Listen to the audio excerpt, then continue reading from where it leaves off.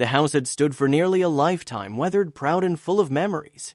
For Olivia Harris, it was more than just a home. It was a piece of her soul, stitched together through 60 years of laughter, love, and loss. She and her husband Walter had built it brick by brick, raising their children beneath its creaking roof and hosting generations of birthdays, holidays, and quiet Sunday mornings. When Walter passed away 5 years earlier, the house became her anchor. Every chair, every window, every scent of wood and dust carried his presence. But time is cruel, and so is age. The walls she once polished began to fade, and the stairs she once climbed so easily now felt like mountains. Her children saw it before she did. Their mother was growing too frail to stay alone. After many tears and sleepless nights, Olivia finally agreed to sell. The decision broke something inside her. She could part with the furniture, the fields, even the orchard, but not the small wooden shed at the far end of her land. When the realtors came, eager to inspect the property, her eyes darkened every time they neared it. "That old thing's not for sale," she'd laugh, waving them off. They thought it was a joke, but she meant it. No one had entered that shed in decades, not even her children. When they were young,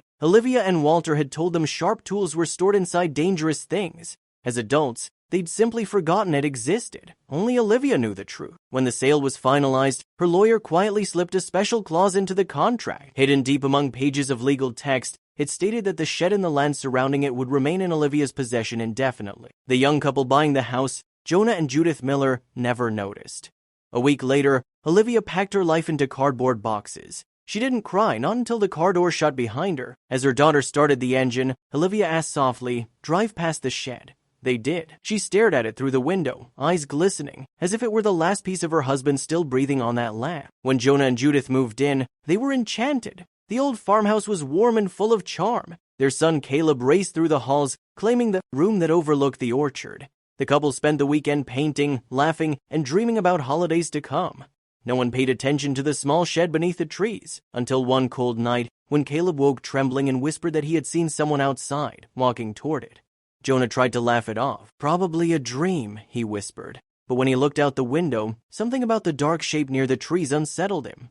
The next morning, he walked down the path to check the shed himself. The lock was cold and solid, the hinges rusted tight. Still, the image of someone out there haunted him. Days later, as gray clouds rolled in, Jonah stood at the kitchen window and froze. A figure was crossing the yard.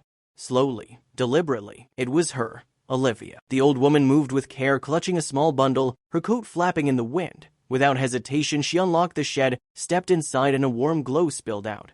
Jonah followed. When he pushed the creaking door open, Olivia was gone. In her place, a faint humming rose from a machine in the corner. He traced the cables down to a wooden hatch and lifted it, revealing a staircase descending into shadow. At the bottom, under the earth, was a hidden room. Shelves lined with old photos, medals, and keepsakes.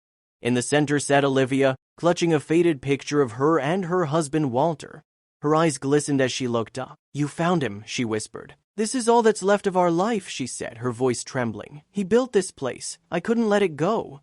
Jonah stood silently, surrounded by the echoes of love and time. "We'll keep it safe," he promised. From that day on, the shed remained untouched, a secret sanctuary of devotion, guarded by strangers who became family. Every spring, flowers bloomed around its door, marking a love that not even death could take away.